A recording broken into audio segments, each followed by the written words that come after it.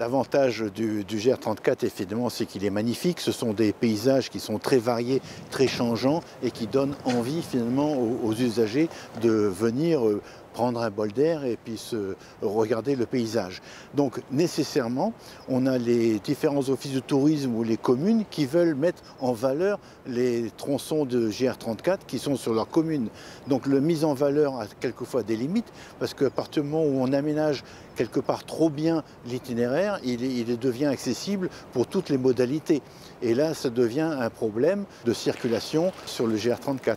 Ces nombreux problèmes ont mené la région et le comité régional du tourisme à réaliser une étude. Ce projet d'étude, il a été mis en place en 2018 suite à la grande étude de fréquentation qu'on avait réalisée en 2016 qui nous montrait l'attractivité forte pour les visiteurs de la Bretagne de se promener sur le littoral et donc par voie de conséquence forcément sur le GR34. Donc on a voulu aller un petit peu plus loin pour mieux comprendre pourquoi le GR34 et quelles pratiques en fin de compte ils avaient au cours de leur séjour du GR34 et comment est-ce qu'ils l'utilisaient, s'ils étaient satisfaits, etc. etc. C'est 49 systèmes de comptage qui maillent les 2000 km de GR qui nous ont permis d'avoir des données très quantitatives de fréquentation. Mais ces données, elles ne sont pas qualifiées, on ne sait pas qui marche, on sait juste qu'il y a eu un marcheur à un moment donné sur le GR.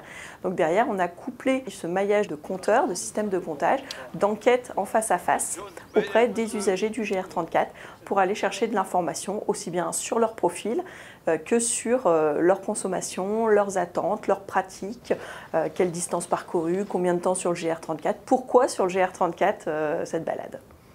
On a pu extrapoler ces données en fonction des données de comptage justement. Donc 9 millions d'usagers sur le GR34 qui ont randonné, qui se sont baladés tout au long de l'année pour des distances très courtes ou beaucoup plus longues. En moyenne, on est sur 10 km par sortie. C'est aussi bien des touristes que des locaux. Et c'est là où on voit que le GR34 fait partie de la vie des Bretons. Ils se sont totalement appropriés comme lieu de vie, comme lieu de balade.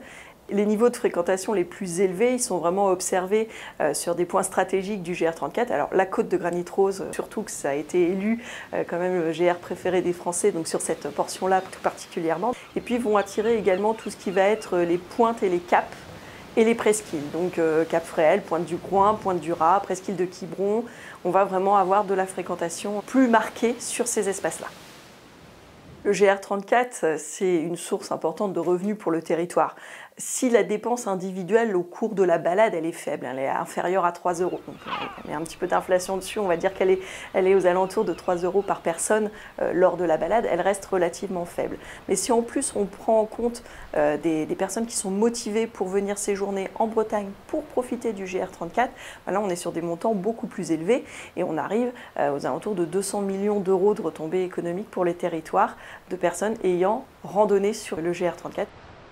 C'est vraiment un lieu emblématique, c'est le plus maritime des sentiers de randonnée pédestre, c'est 2000 km qui longent le littoral du Mont-Saint-Michel au pont de Saint-Nazaire, c'est globalement 2% de l'offre de grande randonnée pédestre en France.